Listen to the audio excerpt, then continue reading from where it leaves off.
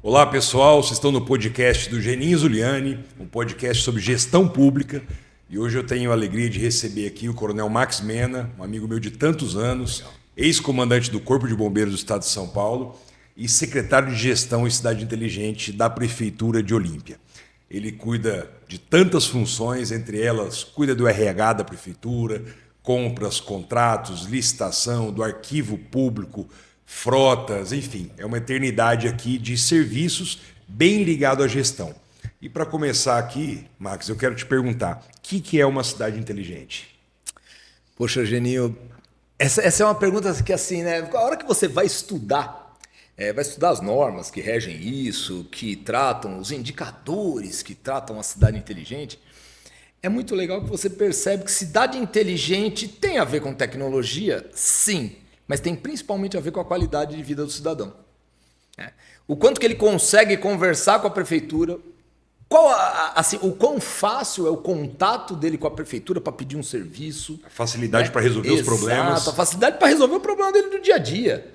Tem a ver, por exemplo, com o tempo que ele leva entre o trabalho e a casa dele e vice-versa. A cidade inteligente não é só aquelas anteninhas conectadas, deixando todo mundo tecnológico, né? Faz parte. É um dado importante, principalmente hoje em dia, né? Que, poxa, a gente busca tanto, né, a automatização das coisas para que elas corram mais rápido, porque o nosso tempo está cada vez mais curto, né? Nós somos cada vez mais demandados, seja pela comunicação fácil do WhatsApp, seja pela comunicação de tantas outras coisas. Mas, assim, principalmente, tem que sobrar tempo para você, para tua família, para os seus amigos, para o lazer. Então, assim, cidade inteligente tem muito de tecnologia, mas tem muito de qualidade de vida. Ô Max, você está na prefeitura desde janeiro de 2025 e eu queria entender, na tua opinião, de 0 a 10, quanto que Olímpia era inteligente em janeiro, como nós estamos hoje aqui, falando em outubro, e como é que nós vamos estar em dezembro de 28, quando a gente terminar o nosso mandato? Geninho, não, sou suspeito para falar, né? Porque eu sou fã das tuas iniciativas, desse teu jeito inquieto, né? De lidar, de querer sempre, né, avançar com as coisas e tal. Então, assim, vamos ser muito sinceros, né? Em termos de tecnologia, tínhamos alguns pequenos sistemas, né, com bastante dados, mas sem análise de nada, às vezes integração. Com pouca integração e tal.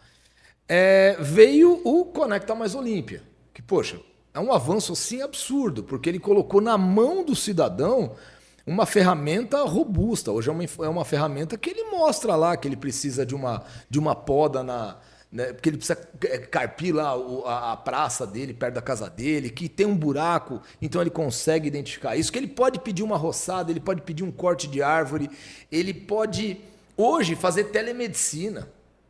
Poxa, isso é um avanço assim absurdo. Então, assim, se eu pudesse mensurar isso em valores, poxa, a gente estava em 2, 3, com muita tranquilidade.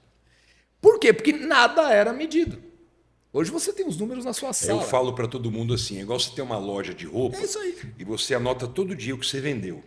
Só que aí chega no final do dia, você não soma, você não vê margem de lucro, você não conta teu estoque. Então nós tínhamos tudo lançado, tínhamos tudo anotado, mas não tinha gestão e não tinha ferramenta para fazer esse trabalho e a integração. Exato, a gente não analisava, não tinha uma análise de dados. Poxa, você derrubou um grande, né, um grande paradigma aqui, que era que o turista ocupava demais o sistema de saúde. Eu me lembro disso quando logo que você começou. A UPA principalmente. Exato. Olha, o turista ele enche a UPA e demora. Aí a gente viu que não demora. Hoje, com as ações que, principalmente, né, o Dr. Márcio aí com certeza colocou aí na saúde, poxa, uma fila que era grande diminuiu. Não, nós estamos falando de 3 a 4% dos usuários da UPA serem de fora de Olímpia e da nossa região. Então aí nós estamos falando de mais de 95% das pessoas que ocupam o sistema de saúde são do município de Olímpia. Isso você derrubou com o quê? Com análise de números. Então, assim, até o horário de pico da UPA, que sempre foi. Todo mundo achava que é às 18 horas e é às 9 horas da manhã. É às 9 horas da manhã. Então, assim, esse tipo de informação gerencial ela é importante para quê? Para você colocar o recurso na hora certa. Então, você coloca mais médico ali de manhã, então diminui a fila. E hoje nós vimos aí o que a gente tinha até numa avaliação um pouco mais baixa que era a saúde, hoje já ela mudou completamente nas avaliações que nós temos aí, que são feitas as pesquisas. Agora, Max, uma cidade inteligente, ela depende de um data center, ela depende de um centro de gerenciamento de informações, ela depende de Wi-Fi gratuito para a população, ela depende de um ônibus de transporte coletivo todo integrado, ela depende de uma série de fatores e depende de muito investimento. Nos últimos levantamentos, nós estamos falando em 30, 40 milhões de reais para a gente colocar tudo isso em prática, né? Aumentar aí de 56 câmaras que a prefeitura tem hoje para 200, 300 câmaras para fazer a muralha olimpiense, né? Interligada à muralha paulista. O que nós temos, Geninho, hoje nós temos câmaras, mas nós não temos inteligência nessas câmaras. Eu vou te citar um exemplo muito simples. Existe uma integração lá com uma coisa chamada Cortex, lá no Ministério da Justiça, que ele, inclusive, está descontinuado, em breve vai vir uma nova versão.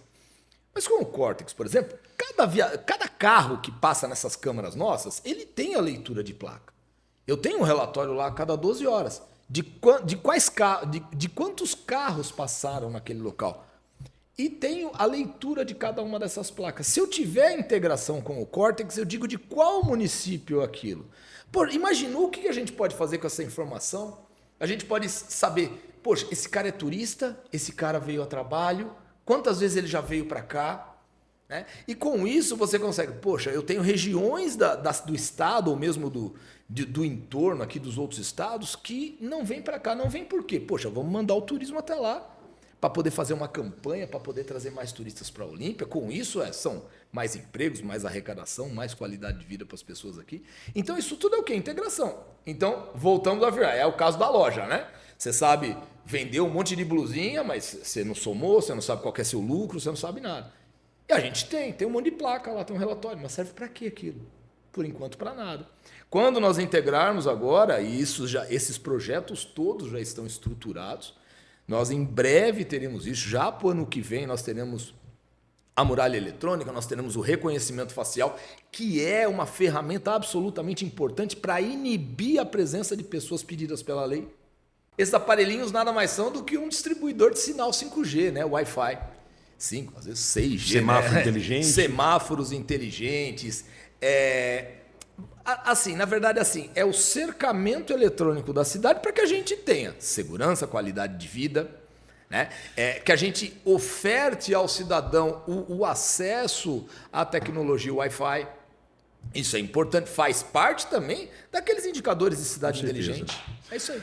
Olha, um dia a gente vai falar sobre cidade inteligente, mas a pauta é tão extensa que nós vamos passar para um segundo item, que é o RH do município. Hoje a prefeitura passa de 2.000 colaboradores, metade disso, quase 1.000, na área da educação. Exatamente. Entre professores, uma folha de pagamento bem extensa. Hoje nós temos um desafio mundial com a mão de obra, né, as pessoas para trabalhar, se dedicar, capacitação. Eu quero aqui já parabenizar o Max pelo trabalho que ele vem fazendo na Escola do Servidor. Né? Talvez o que investiu nesses primeiros 10 meses de governo não foi investido nos últimos 10 anos. Mas o que eu te falo, Max? Qual que é o desafio para o poder público ser atrativo para a população? Nós temos quase que não existe um plano de carreira, que nós estamos mexendo agora na legislação para fazer uma avaliação de desempenho melhor, uma promoção vertical horizontal. Dá um status e um pouquinho como é que a gente pode fazer para que as pessoas tenham no poder público uma esperança de ter uma carreira, de ter um trabalho. Geninho, eu sempre gostei de números, né? Assim como você, eu gosto de comparar, fazer comparativos. Então, assim, nós pegamos um funcionalismo público bastante debilitado, né? Um funcionalismo público que não tinha atenção devida, que não tinha capacitação. A capacitação, assim, como um sentido de educação continuada, né? Então, para tudo isso, nós aplicamos, né, no início do ano, uma tal de matriz de competência, o CHA, competência, habilidade e atitude. Então, com isso, a gente mapeou. Nós descobrimos grandes talentos, que às vezes estavam ali escondidinho no cantinho, numa mesa ali, mas com um potencial monstruoso. Você consegue mapear a habilidade. Aí a gente conseguiu mapear as habilidades, as competências de cada um deles. E hoje, se você fala para mim, olha, eu preciso de uma pessoa que ela tenha uma certa habilitação num determinado programa de computador, com atitude voltada, uma pessoa com iniciativa tal, a gente tem isso mapeado. A gente consegue falar, ó, eu tenho essas pessoas aqui com essa competência. Né?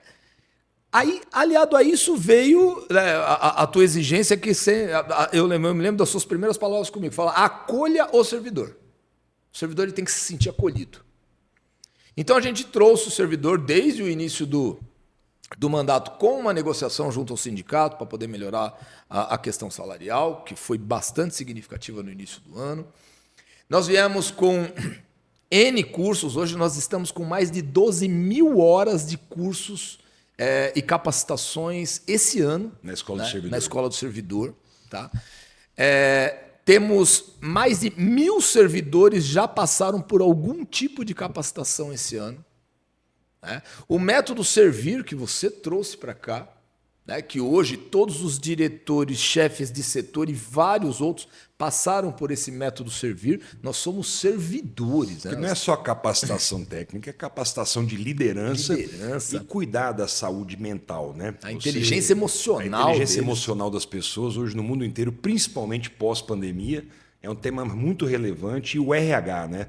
Não é um departamento pessoal, processador de folha. Não. É um departamento de recursos humanos, para ser ouvido, né? Para estar ali com o ouvido atento e pronto para poder acolher o servidor.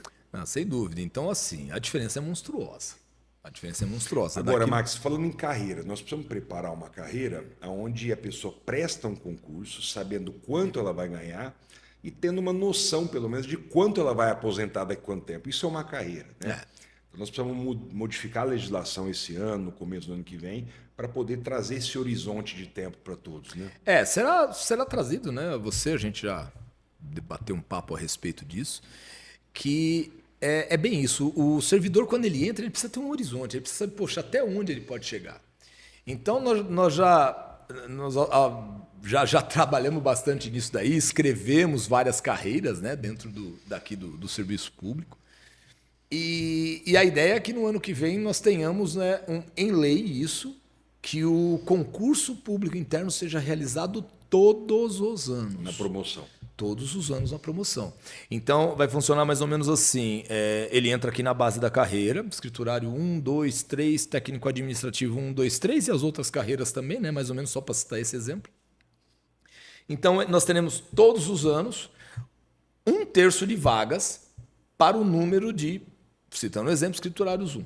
Esse terço, ele passa. Ele vai ficar 3 anos no mínimo nessa condição. Aí ele vai ficar 3 anos nessa condição, ele pode prestar concurso de novo. Então, assim, se ele passar em todos os concursos de primeira, ele vai chegar ao topo da carreira dele aos 18 anos de serviço.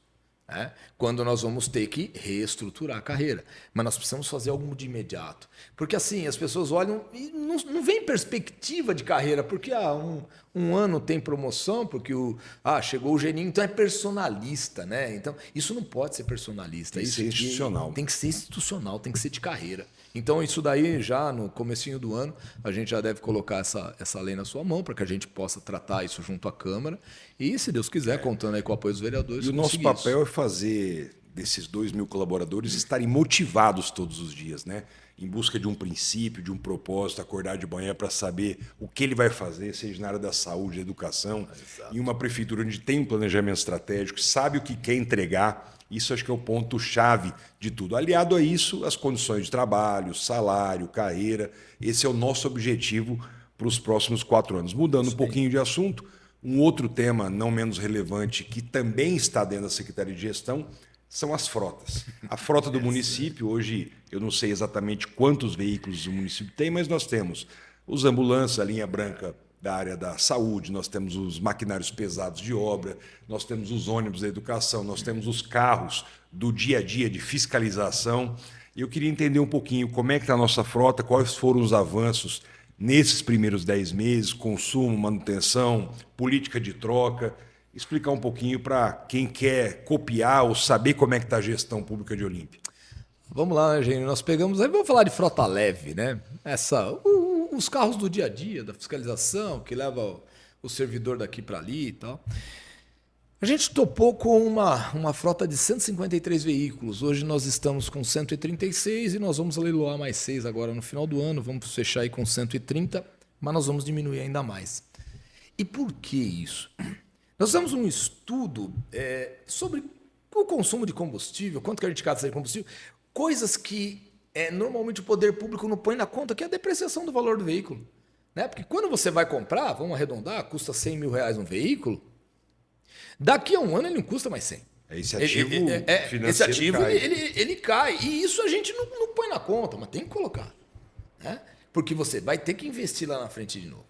Então nós queremos uma política de troca. Né? Então hoje a gente sabe quantos carros nós temos que trocar por ano nos próximos anos. São aí perto de 9 a 10 veículos todos os anos que a gente tem que trocar. Fizemos várias atitudes em termos de consumo de combustível. O que tinha uma previsão de 4 milhões de consumo, nós derrubamos para 3,5 milhões. Esse ano já. No ano que vem vai ser inferior a 3 milhões. Então, assim, nós estamos falando de R$1 milhão de combustível de um ano para o outro, que nós vamos economizar. Por quê? Aí, como você sempre falou da inovação, falou, Max, inova, contrata aí uma empresa de aplicativo para poder levar. A gente foi atrás disso. Então, assim, hoje, eu cito a minha secretaria, nós tínhamos 3 veículos. Para quê? Para ficar parado lá na frente? Então, o funcionário que ele precisa se deslocar chama aqui o do aplicativo gabinete até a Secretaria de Obras por uma coisa que ele não consegue adiar. Ele não precisa ter um carro, um imobilizado financeiro parado, um motorista, às vezes, à disposição, pagando seguro para esse carro usar aí 20, 30 mil quilômetros por ano. Então, hoje ele chama um aplicativo, né, ele justifica aí a sua viagem, o setor de gestão sabe o trajeto que ele fez, fica muito transparente. Muito transparente, isso, total. E os funcionários aderiram, estão usando. Total, estão aderindo e muito. Né?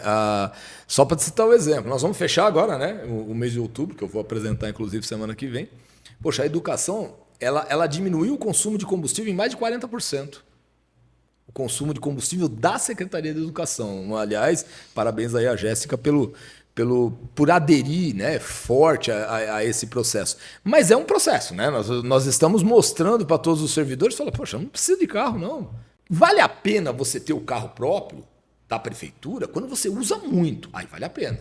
É o caso da fiscalização de posturas, é o caso da engenharia que faz fiscalização, é o caso das nossas ambulâncias que rodam muito. Aí tem que ser próprio. É um caso de uma política pública específica, Exato. Por exemplo, o Conselho Tutelar. Exato. Aí não tem jeito, aí tem que ser um veículo próprio. Então, tem certas situações que a gente não consegue que fugir. O aplicativo é tão bom que você não precisa nem se preocupar onde estacionar o veículo. Né? Não, Ele te deixa na porta da tua reunião por um custo bem reduzido e foi uma política de acerto. Né? Então, essa política de troca, para você saber o que você já vai investir no ano que vem, diminuir o custo de manutenção e todo mundo sabendo o tamanho, né, que cada secretaria tem que ter de veículos, isso é fundamental. E a gente mantém uma frota mais conservada, né, e principalmente os veículos que transportam pessoas, como ambulâncias, mais segura. Né? Max, mudando mais uma vez o assunto, a pasta é grande, né? Nós temos uma nova lei de licitações no Brasil, coisa recente, de 3, 4 anos, que desse último ano para cá ela foi obrigada a sair da transição com a 8666, muita novidade, né? Termo de referência, estudo técnico preliminar, mas esse ano a Prefeitura em 10 meses já produziu muita licitação, muitas atas de registro de preço. Quais foram os desafios iniciais aí dessa mudança definitiva para a nova lei? Na verdade, bom, nós fizemos uma capacitação forte no início do ano, né, de todos os que lidam diretamente com a área de compras, né? Seja aquele que está lá na secretaria, que faz lá o termo de referência, que nada mais é de escrever o que ele quer comprar, né? Mais ou menos isso. E o tal do estudo técnico preliminar, que nada mais é do que justificar por que você precisa comprar aquilo. Então, foi um grande desafio, hoje já bem estabilizado em termos de prazo, nós conseguimos diminuir bastante os prazos, apesar que não está bom ainda. Na verdade, a gente sempre pode melhorar, né? Independente. Podia estar, eu achar que está ótimo agora, sempre tem espaço para melhorar alguma coisa. Mas não, ainda não está bom, não. A gente precisa melhorar bastante ainda os processos de compra. A adesão a outras plataformas, nós criamos aqui, no início do ano, uma plataforma de credenciamento que pouquíssimas prefeituras no Brasil se utilizam do credenciamento, que é uma nova forma de processo licitatório. né? E nós fizemos aqui, a prefeitura tem a sua própria plataforma de credenciamento, que é muito legal, muito legal. Dá um exemplo que nós já temos credenciado. Vou citar um exemplo. Uma coisa que aqui, eu sempre falo que em Olímpia, ar-condicionado não é luxo, é uma necessidade, é primeira necessidade. Nós tínhamos grandes problemas com manutenção de ar-condicionado. Por quê? Porque nós tínhamos um processo licitatório que alguém ganhava para cuidar de tudo. Para cuidar de tudo. E não dava conta. Né? O que nós fizemos? Nós mudamos isso para credenciamento. Ou seja, a prefeitura faz uma pesquisa de mercado, faz um preço médio e avisa o mercado. Fala, olha, nós estamos dispostos... É mais ou menos assim que funciona o credenciamento. Nós estamos dispostos a pagar um determinado X para fazer uma higienização de um ar-condicionado. E aí as empresas que têm condição, elas vêm e apresentam suas documentações. Mais do que uma. Mais do que uma. Essa que foi a grande sacada. Hoje nós temos 4 empresas credenciadas. Você divide. E aí, inclusive, por lei, é obrigatória a divisão equitativa de serviço. Então, isso é feito lá pela minha secretaria. A gente manda 2 ordens de serviço para você, 2 para você, 2 para você, 2 para você. Aí depois começa de novo. Então, é assim que a gente faz hoje a manutenção do ar-condicionado. E uma coisa que, poxa, eu lembro das brigas do começo do ano sobre isso. Acabou. Hoje acabou. 4 empresas prestando São serviço. 4 empresas que prestam o mesmo serviço que antes. Uma só prestava e, por vezes, não tinha condição de fazer isso. Nós temos mais de 100 prédios públicos, né? Exatamente. Escolas, UBSs. Então, para uma empresa só fica puxado, Bastante. mas para 4 empresas... Eu acredito que o futuro da gestão pública é isso, é você trabalhar um pouco como se fosse um voucher para compra, né? É isso aí. Nós temos um pregão de medicamento que custa X determinado medicamento. Aquele que credenciar a entregar nessa situação, pode ser qualquer farmácia da esquina, no mercado, tendo o produto sendo credenciado, aquele vai buscar mais próximo de casa possível. É isso aí. Falando um pouquinho das atas, estoques, porque... processo público, né? Geralmente quem solicita o produto não é ele que compra e quem compra também não recebe a mercadoria. São 3 figuras diferentes, até uma espécie de compliance que nós já criamos isso lá no outro mandato. Então, eu sou gabinete do prefeito Geninho, eu quero solicitar uma caneta, então eu solicito a caneta, o departamento de compras compra a caneta e o almoxarifado recebe a caneta. São 3 figuras diferentes. E a finanças paga. E a finanças paga e o almoxarifado entrega aqui no gabinete. Então é um processo de compras que isso é demorado, né? A gente está demorando 40, 50 dias um processo de compra, que a nossa ideia é diminuir. Sem dúvida. Né? Nós temos formado, capacitado os pregoeiros, vamos toda hora buscar as melhores formas de inovação na compra pública. Mas o almoxarifado hoje e as atas de preço, hoje é uma grande... A ata de preço ela é um estoque virtual que a gente tem isso aí. Dentro de um fornecedor. Né? A ata de registro de preço você não coloca dinheiro na frente. A gente avisa o mercado, olha, eu vou comprar 1.000 quilos de café. Isso tem validade de 12 meses. E eu vou lá, poxa, eu preciso... claro, a gente faz isso em cima de consumo, então a gente mede... Se eu tiver com os 1.000 quilos de café no almoxarifado, ele já está contando o tempo. Exatamente. Se estiver dentro do estoque da empresa... Aí ele está no estoque da empresa. E assim, aí a gente faz uma autorização de fornecimento, olha, manda 100 quilos. Vem os 100 quilos, a gente paga os 100 quilos.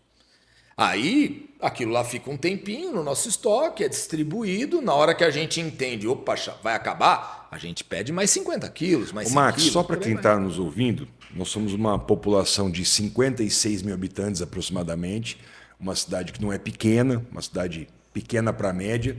E para a turma entender números, hoje, quantas licitações a prefeitura vai fechar dezembro? Em torno de quantas licitações? Nós estamos falando em quantos itens e nós estamos falando em quantos milhões de reais? É bastante. Bom, milhões de reais é o nosso orçamento, né? Nosso orçamento. Perto aí de 400 milhões de reais. Desses 400, né, mais ou menos em números redondos, 100 milhões para educação, 100 milhões para saúde. 100 milhões para saúde. Nossa folha de pagamento, perto aí de 140 milhões.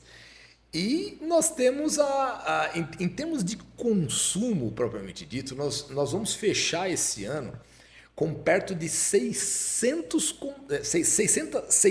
licitações. 600 licitações. Contratos, aí muito mais que O isso. número que me chama a atenção, a gente serve 30 mil refeições dia para 6 mil alunos da rede pública. São números impressionantes. São números impressionantes. E assim, e diga-se de passagem, né? É um excelente contrato. Diga-se de passagem, muito bem avaliado pelos pais, pelos alunos. Tá? Falando isso é em muito contrato, legal. Max, para que a turma entenda também bastante sobre a questão da gestão, o segredo de fazer um bom termo de referência, um bom estudo técnico preliminar e um bom contrato é o sucesso da entrega. Ah, sem dúvida. Né? Quando é um produto, não tem muito segredo, né? É um pouco cara crachá e tal. Mas quando é serviço, a forma de você medir o serviço faz toda a diferença. Não, faz toda a diferença. E detalhe, né? A fiscalização que nós implementamos agora, né? Esse ano, ela é muito diferente. Hoje a gente fiscaliza de verdade. Hoje a gente olha, hoje a gente verifica se o funcionário, se o terceiro que está lá, se ele está bem uniformizado, se ele tem todo o EPI, tudo aquilo que o edital exigia. Né? O edital exige um determinado nível. Só que você tem que estar lá para poder dar uma olhada. Né? Então, isso é uma coisa que até você chamava bastante atenção no começo do ano, falava, nós precisamos fiscalizar e fiscalizar de verdade. Então, assim, isso é o que a gente tem feito hoje. A gente tem, inclusive, cria as evidências de fiscalização. Mostra que a gente está indo no local, que está olhando, que está avaliando a qualidade. Né? E com isso, a gente conseguiu olhar que tem vários contratos que podem ser melhorados. Isso a gente está trazendo aí, o que também trará uma economia significativa ao município, que é juntar vários contratos de terceiros aí num único contrato, que nós acreditamos numa redução entre 40% e 50% do valor dos contratos atuais, o que é bastante significativo em termos de dinheiro. É o dinheiro que sobra para fazer a escola, é o dinheiro que sobra para fazer a obra. Então, porque no fundo, né, o orçamento de 400 milhões, se você não tiver um olhar muito criterioso para o custo, esse dinheiro nunca vai dar para nada. Então, o esforço e a ginástica diária nossa enquanto gestor é diminuir o custeio da máquina pública para sobrar dinheiro para quê? Para melhorar a qualidade do serviço prestado e para fazer investimento, para reformar as escolas, construir escola nova. Isso sem contar os dinheiros extras, né, de um financiamento, de uma emenda parlamentar, programas governamentais. Mas se não olhar para a coluna do custo, né, para cada contrato e o gestor, o secretário municipal, todo dia não fizer um exercício, a hora que ele vai assinar um documento de empenho e falar, isso faz sentido ainda? Um contrato de 10 anos atrás, ainda preciso dessa despesa? Né? Se eu tirar essa despesa, vai fazer diferença? Esse prédio com esse prédio não pode se tornar um prédio só? Então, esse exercício diário da redução de custo, principalmente na terceirização de mão de obra. A gente está fazendo um trabalho muito grande e específico. O número de contrato de terceirização de mão de obra, controlador de acesso, segurança, vigia, é muito grande. Isso, o Max vai poder falar um pouco melhor quanto isso dá de volume por ano. Se você for ter um prédio público hoje, com vigia 24 horas, com um turno de 12 por 36, custa R$200 mil por ano. É isso aí. Então, um posto de serviço. Um posto de serviço. Tendo um olhar, imagina uma quadra poliesportiva com um posto de serviço, 24 horas vigiada por um controlador de acesso, um vigia, custa R$200 mil por ano. E nós não temos esse privilégio, né, de gastar esse dinheiro. Então nós temos que substituir isso por quê? Por tecnologia. E é esse que é o investimento de ter uma cidade inteligente, de você substituir por câmaras, você ter uma GSM mais presente, você poder monitorar tudo isso. Eu queria que você contasse um pouquinho dessa redução, quais são os próximos passos nossos. Vamos lá, né, Geninho? Você citou, se você pegar todos, eu elenquei lá, peguei alguns contratos somados a algo perto de R$17 milhões por ano. Que são contratos de terceiros que fazem a limpeza dos locais, que fazem a vigilância dos locais, o controle de acesso dos locais. Então é esse contrato que nós estamos estudando uma nova solução para poder derrubar esse valor pela metade. Com isso, a gente consegue ter espaço para poder fazer investimento. Investir em quanto? Investir em vigilância eletrônica. Né? É como você falou, você pega uma quadra que é um alambrado, 2 traves e ela custa R$200 mil por ano só para que você mantenha uma pessoa lá olhando aquela quadra. Então assim, não faz sentido, né? Convenhamos, não faz sentido. É importante que a gente tenha o quê? Uma vigilância eletrônica, um portão de uma quadra como essa que o garoto pode chegar lá, um porteiro eletrônico, libera a quadra para mim. E a gente fazer isso daí à distância. Sem problema nenhum. Para isso, nós já estamos preparando um centro provisório, que vai ser ali na Secretaria de Gestão, que vai ter o olhar para toda essa vigilância eletrônica, que, diga-se de passagem, a inteligência não vai estar no olhar do ser humano, vai estar na aplicação que a Câmara traz de informação. Né? Então, assim, você pode cadastrar pessoas, você pode cadastrar pessoas na comunidade lá que fala assim, ó, esse daqui tá autorizado a ir lá e liberar a quadra. Então ele vai lá, põe o rosto lá e a molecada entra, joga bola, volta, fecha a porta. A gente apaga a luz à distância, acende a luz à distância. Então, assim, não precisa... Esse 200 mil ele pode ser aplicado na mesma quadra para repintar ela, fazer investimentos. Revitalizar. Ô, Max, e as contas de consumo? A gente está chegando no tempo final nosso aqui. As contas de consumo também é um olhar muito criterioso. Eu cito sempre um exemplo aqui da Companhia Paulista de Força e Luz, as contas da iluminação pública, dos prédios, né, da compra direta da CPFL, da compra do Mercado Livre, as alternativas que a gente está fazendo para baratear o nosso custo de iluminação pública com a implantação de LED e também na gestão da compra da energia. Gestão da... nós vamos comprar energia, né? Isso aí, a gente deve lançar o edital, ainda deve estar indo para o jurídico semana que vem, na outra a gente deve lançar o edital já de compra de energia, né? Em 2 setões, né? A gente tem lá o índice lá o que a gente chama lá de classe A e classe B, mas resumidamente, nós vamos comprar energia. Eu não preciso comprar da CPFL. Quem falou que a gente tem que comprar da CPFL? Então, assim, a gente tem um consumo de quilowatt lá que não muda, né? Aquela pouquinho para mais, pouquinho para menos todos os meses. Só que nós vamos pegar esse bolo e eu vou colocar no mercado. Falar, ó, quem quer comprar esse bolo aqui? Ó? Eu pago tanto nesse bolo, quanto vocês me dão desconto? E o mercado hoje vende energia. Então, assim, a nossa expectativa é conseguir de 10% a 20% de desconto, o que é muito significativo quando a gente fala em 5 milhões de reais de conta de energia dos prédios públicos por ano. Quando a gente fala de 4 milhões de reais de CIP, né, da iluminação pública, né, que nós estamos fazendo um trabalho forte com a CPFL para obter o desconto das lâmpadas de LED. Né, que estão aí, que estão colocadas, então, e que até agora, né, não aconteceu. Então, nós fazemos um trabalho forte. Contratamos uma empresa, inclusive agora, para poder fazer o estorno de valor para a prefeitura de valores cobrados indevidamente. Né? Então, assim, a gente tem o olhar em cada centavo desse daí, para a gente poder, né, enxugar as nossas contas ao máximo possível, sem perder qualidade. Vamos lançar agora também um novo edital aí para contratação de uma nova empresa para telefonia fixa. Né? Eu não preciso comprar necessariamente da Vivo. Tem aí no mercado diversas empresas, né, que devem nos dar uma economia de 40% na conta. Então, assim, isso é muito significativo. Para quê? Para que o prefeito... você tem toda essa experiência de ter vivido em Brasília, de ver N exemplos de municípios por aí, cada um com a sua particularidade, seu ponto forte, seu ponto fraco. E, poxa, legal porque você trouxe essa experiência.